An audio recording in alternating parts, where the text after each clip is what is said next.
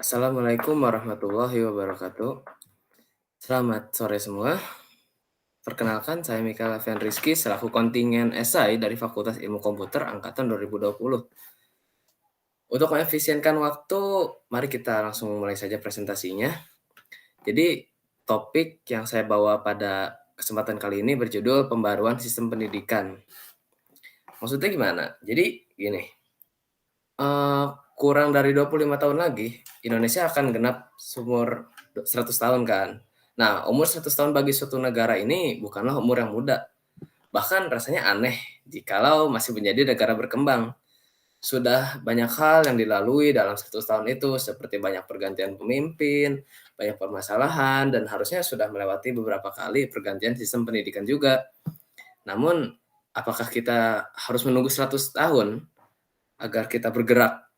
Apakah kita harus menunggu 100 tahun untuk mengencarkan perubahan gitu? Tidak kan? Makanya sudah saatnya kita melakukan inovasi, melakukan perubahan terutama pada bidang pendidikan, begitu. Next. Apa itu pendidikan? Pendidikan itu salah satu komponen penting bagi suatu negara apabila negara menginginkan adanya perubahan. Pendidikan yang dapat menentukan dan menuntun arah hidup seseorang. Ini bukanlah hanya pendidikan sekolah. Bahasan di sini adalah pendidikan secara general, yang berarti pendidikan itu ada pendidikan akhlak juga, pendidikan agama, sosial, dan masih banyak lainnya. Semua jenis pendidikan ini harus diberikan dengan porsi yang seimbang pada generasi baru Indonesia apabila kita menginginkan pembangunan nasional. Kita semua juga telah melihat apa yang akan terjadi jika seseorang menerima pendidikan yang tidak seimbang porsinya. Ambil contoh saja seseorang yang mendapatkan kelebihan pendidikan agama tetapi tidak dengan pendidikan sosialnya. Orang ini cenderung pada agamanya saja merasa agamanya paling benar dan kurang menoleransi agama lain pada lingkungannya. Selain itu, mari kita ambil contoh orang yang pintar dengan pendidikan sekolahnya tetapi memiliki akhlak yang buruk. Ya, mungkin kita bisa lihat seperti para pejabat yang korupsi itu kan. Mereka kan memiliki pendidikan yang tinggi itu, tapi ya tetapi kenapa masih korupsi gitu. Lalu selanjutnya ada jenis-jenis pendidikan. Nah, seperti yang dijelaskan dalam Undang-Undang Nomor 20 Tahun 2003 dalam pasal 13 ayat 1 bahwa jalur pendidikan terdiri atas pendidikan formal, non formal, dan informal yang dapat saling melengkapi dan memperkaya. Pendidikan formal ini merupakan pendidikan yang terstruktur dan berjenjang pendidikannya, mulai dari pendidikan dasar, menengah, dan pendidikan tinggi. Sementara itu, pendidikan non formal merupakan pendidikan yang diberikan secara terorganisasi di luar pendidikan formal. Misalnya kayak kursus pendidikan atau kursus keterampilan gitu. Dan yang ketiga ini ada dinamakan pendidikan informal. Jadi itu pendidikan yang terdapat di dalam keluarga atau masyarakat yang di luar dari tidak terorganisasi gitu.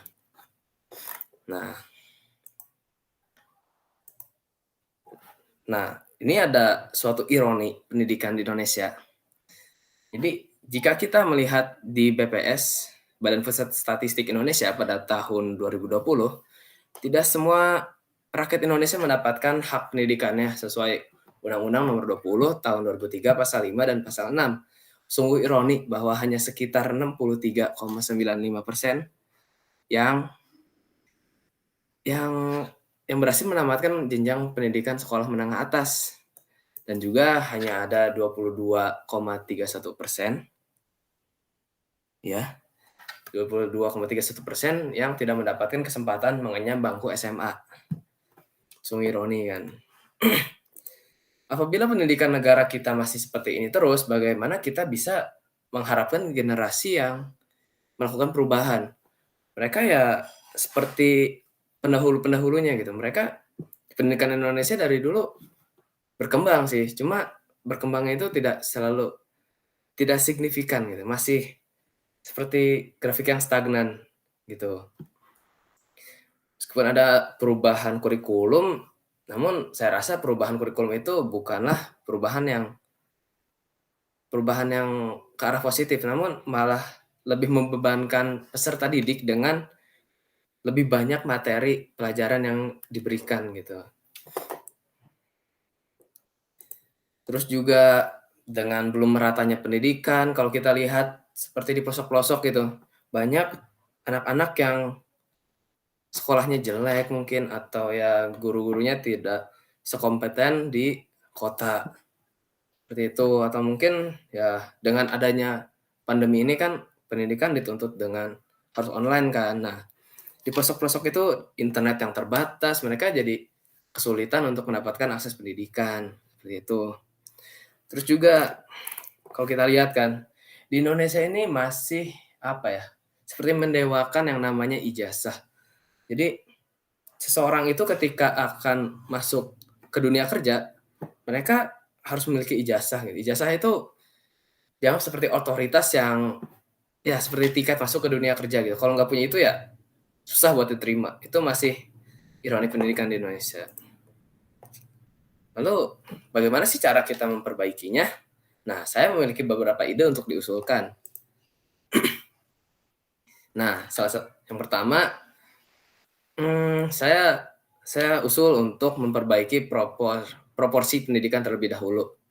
Nah, yang pertama, kita mungkin bisa meniru, konsep pendidikan menurut Ki Hajar Dewantara.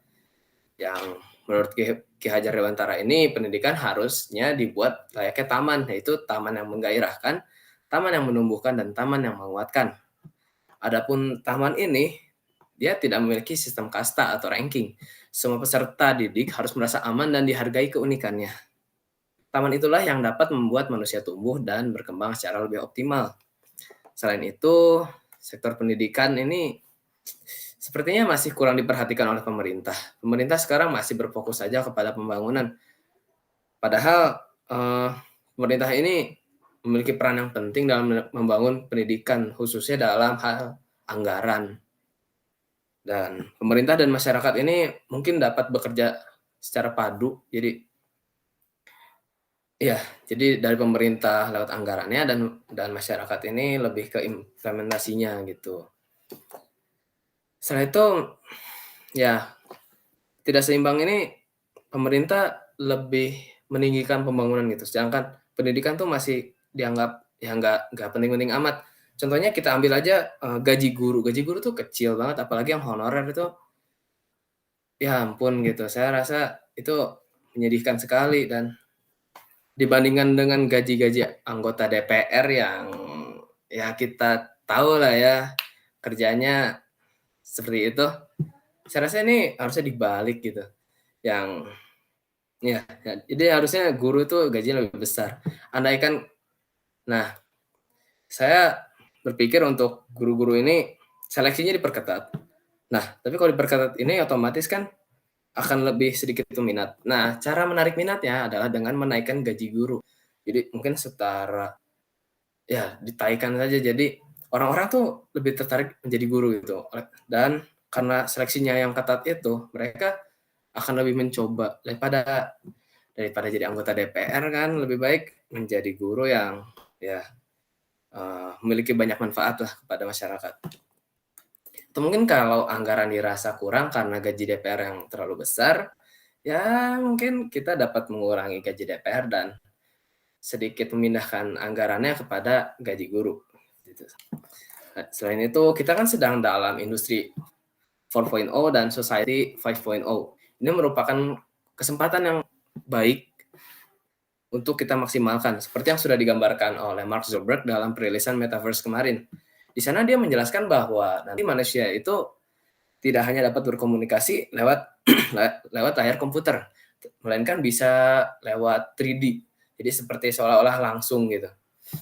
Namun itu mungkin masih agak jauh untuk dicapai. Untuk sekarang kita dapat untuk meratakan pendidikan ini, menyeimbangkan ini, saya usul untuk pemerintah membuat sebuah video pembelajaran yang bervariasi gitu tentang soft skill, dari menjahit mungkin atau memasak apalah, bengkel.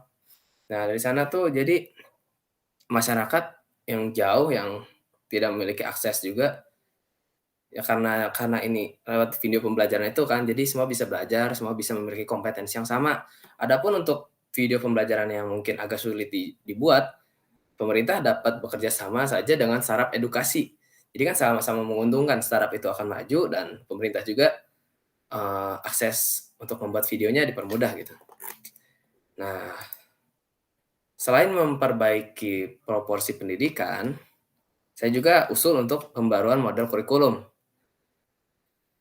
Ini ada 4 konsep kurikulum menurut Muhammad Ali yang akan saya pakai. Nah, pertama ada konsep kurikulum humanistis. Humanistis ini adalah kurikulum yang memandang sebagai di kurikulum ini adalah alat yang mengembangkan suatu individu yang dia tuh dapat mendorong para peserta didik untuk merealisasikan dirinya sesuai dengan potensi yang dimiliki. Dalam konsep kurikulum humanistis ini, tugas pendidikan adalah membantu setiap individu peserta didik untuk mencapai aktualisasi dirinya dengan cara mengeksplorasi potensi yang dimilikinya agar dia berkembang sesuai dengan potensi yang dimilikinya itu. Atas dasar ini, kurikulum sekolah harus disiapkan dengan cara menyelaraskan antara perkembangan pribadi individu peserta didik dan perkembangan kognitif secara simultan.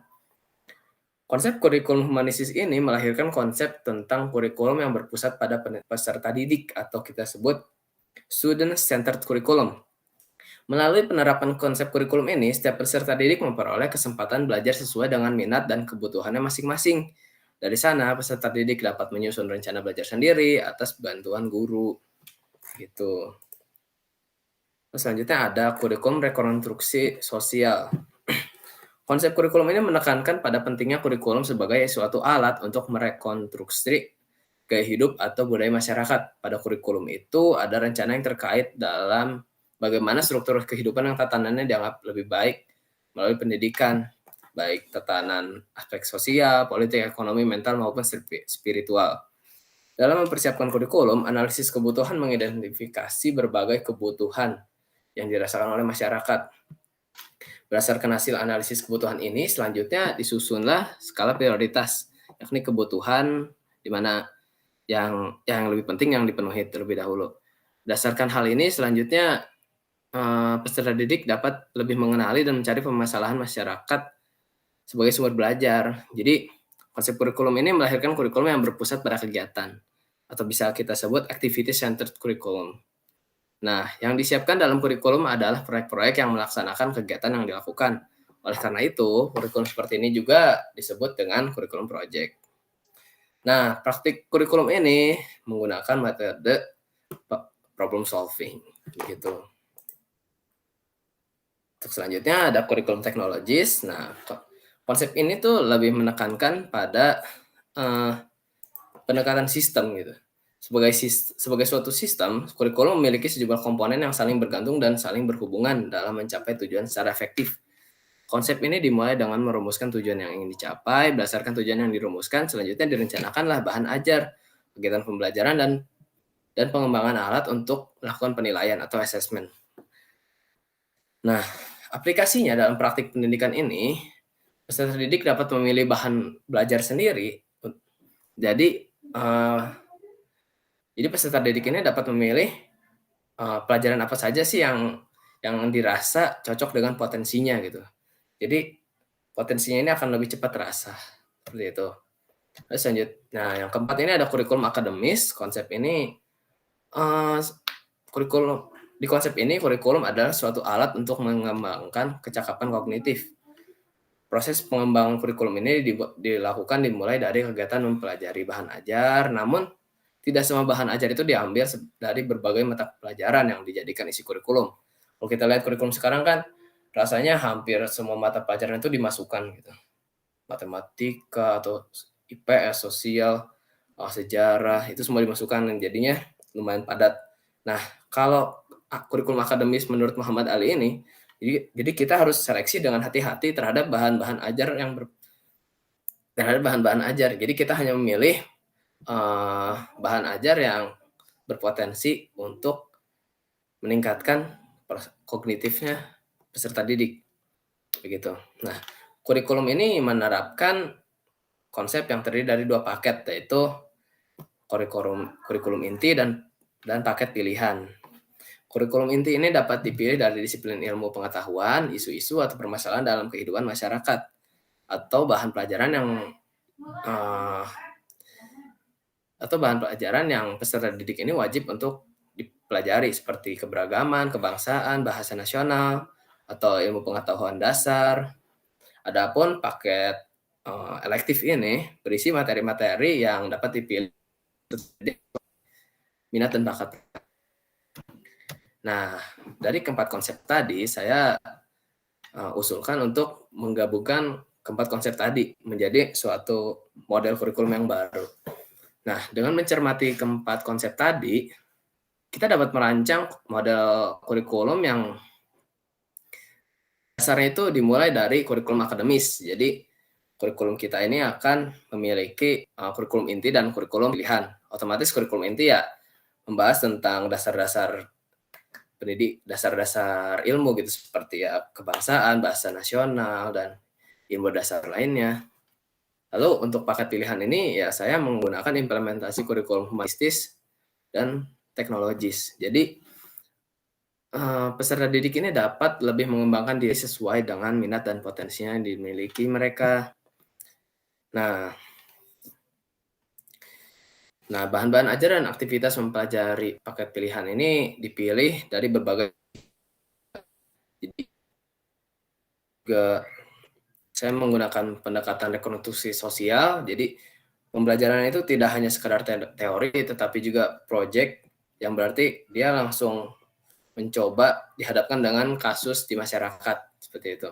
Ya meskipun masih kasus, cuma agar kerangka solving mereka itu lebih terasa gitu. Nah, kurikulum ini saya menggunakan pendekatan sistem agar ya suatu kurikulum itu kan merupakan suatu komponen yang saling bergantung dan saling berhubungan. Dengan saya menggunakan pendekatan teknologi ini, jadi kurikulum ini lebih lebih padu, just like a system gitu. Harus berhubungan agar tujuannya tercapai secara efektif. Baik. Kesimpulan yang saya dapat sampaikan ini dalam membangun pendidikan yang mutu tinggi, salah satunya kita kan kualitas kurikulum kita terlebih dahulu menggunakan 4 konsep dari Muhammad Ali tadi yang seperti saya sudah jelaskan agar terjadilah kurikulum yang komprehensif. Namun masalahnya tidak sampai sana saja karena kita ingat pada data Badan Pusat Statistik tadi bahwa masih ada 63 ya sekitar 63 orang 63% peserta 63% penduduk Indonesia yang masih bermasalah dalam hal pendidikannya. Bahkan ada 22% penduduk Indonesia yang tidak mendapatkan kesempatan pendudukan SMA seperti itu.